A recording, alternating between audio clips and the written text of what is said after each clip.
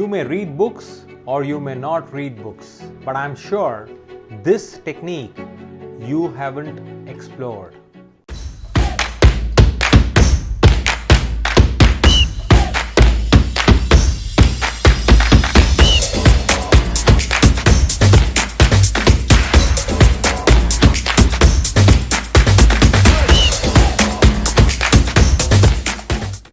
Hey folks, I am CSK and you're watching me on my channel CSKSpeaks. Reading. The one thing which many people suggest is to read and read a lot.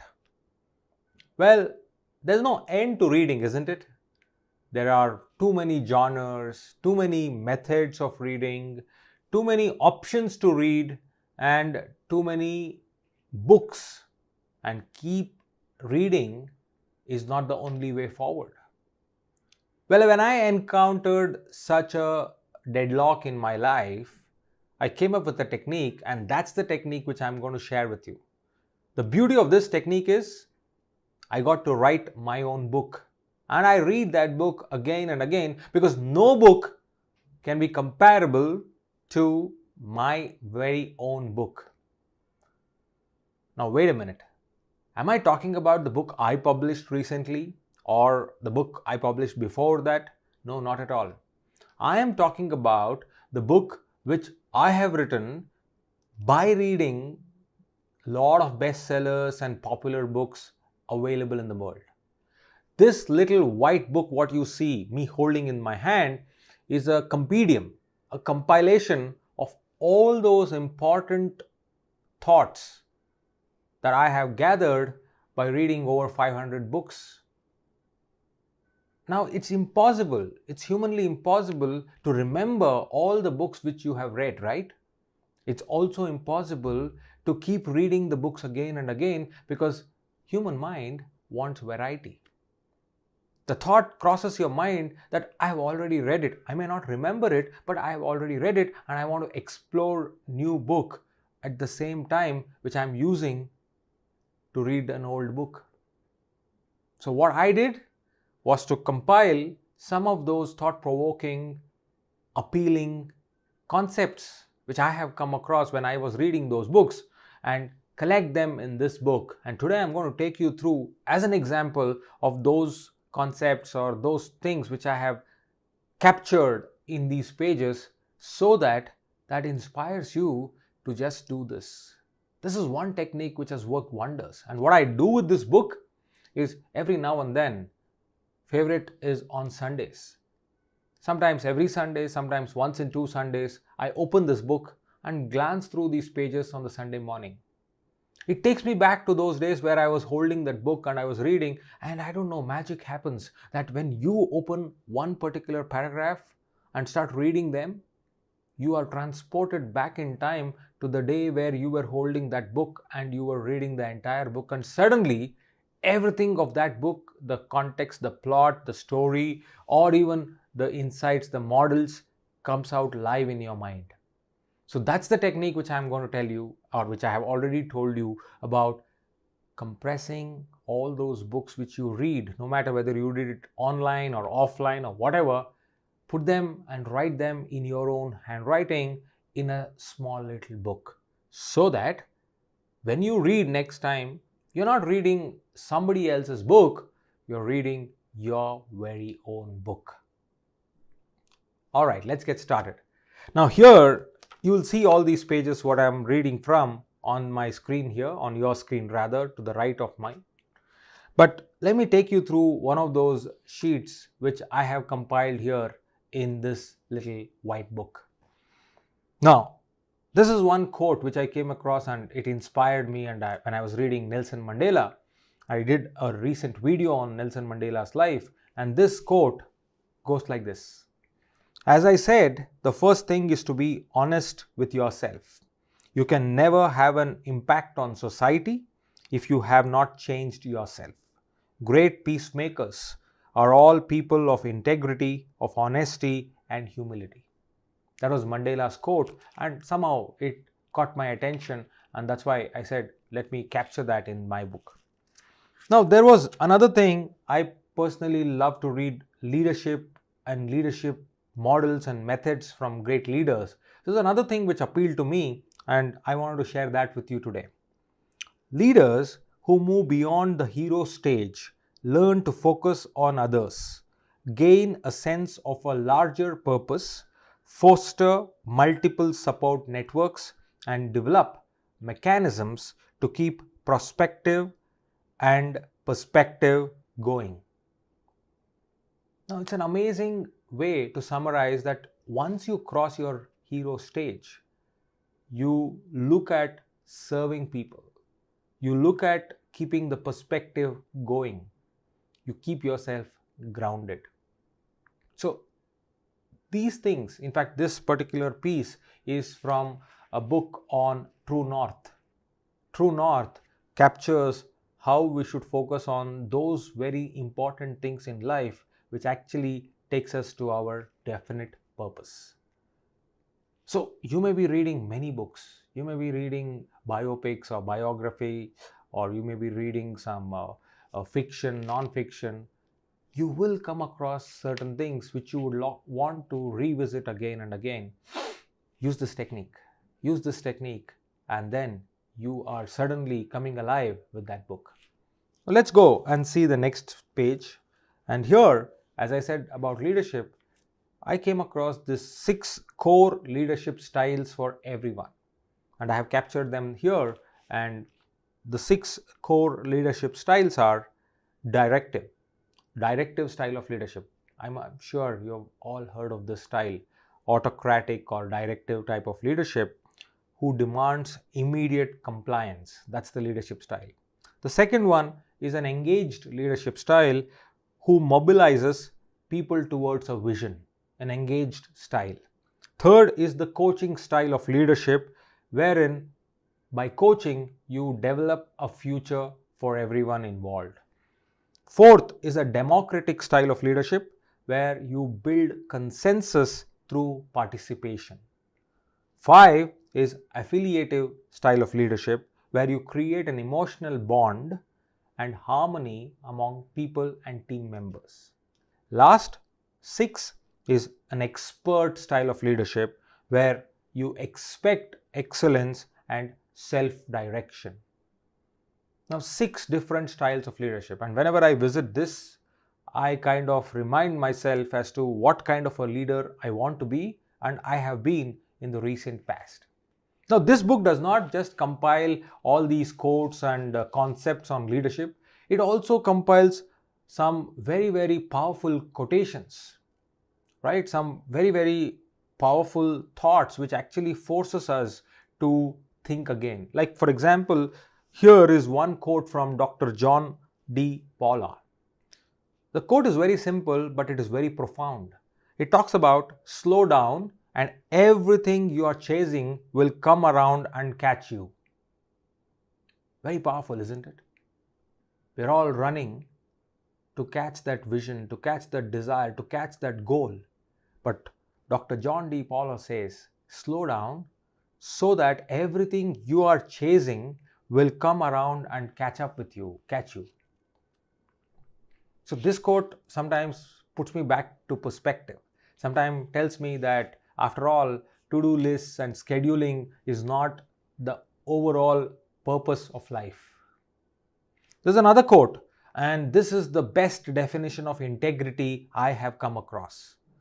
People always find it very difficult to define integrity, isn't it? It cannot be expressed in simple words, but I found a simplistic definition for integrity. And that is, you cannot oppose what you follow, and you cannot follow what you oppose. Let me read that again for you. Integrity. You cannot oppose what you follow, and you cannot follow what you oppose. Very simple, but at the same time, very effective. So when you want to define integrity the next time, you can use this. So this book, the book which I have written by compiling all the learnings from the books which I have read, serves me as a ready reference, as a ready reckoner. In fact, the advantages, if I have to list them down, are at least 3 I can think of. Number 1, It gives you an index.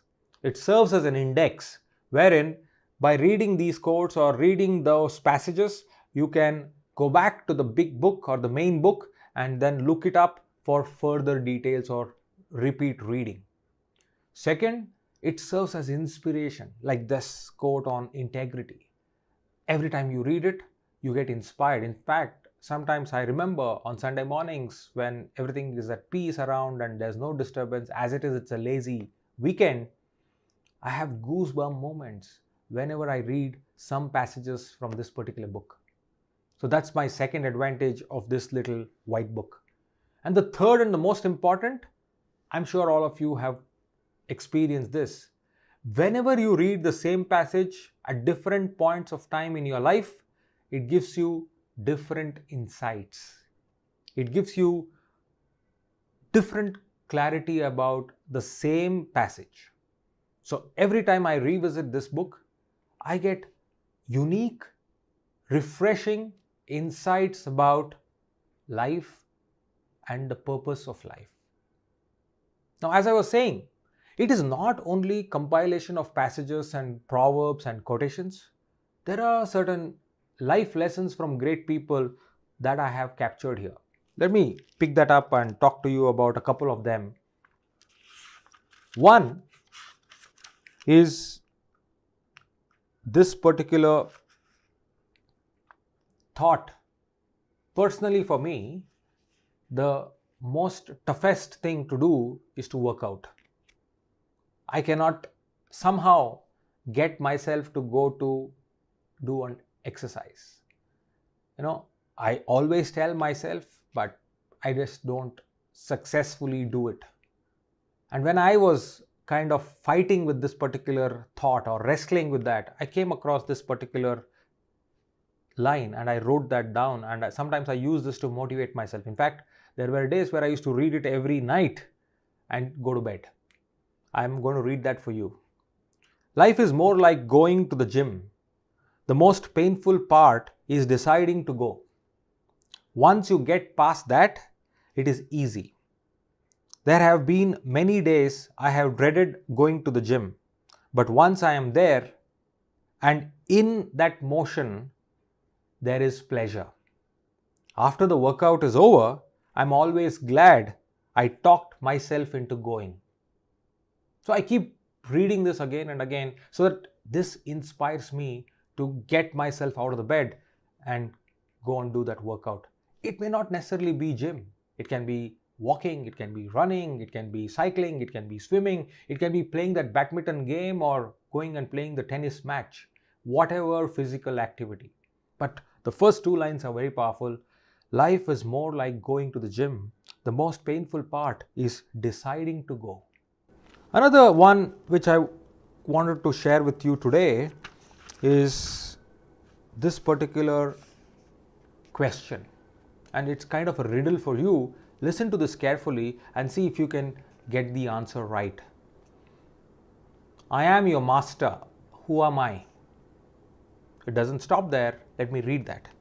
I can make you rise and fall. I can work for you or against you. I can make you a success or failure. I control the way you feel and the way you act. I can make you laugh, work, love. I can make your heart sing with joy, excitement, elation.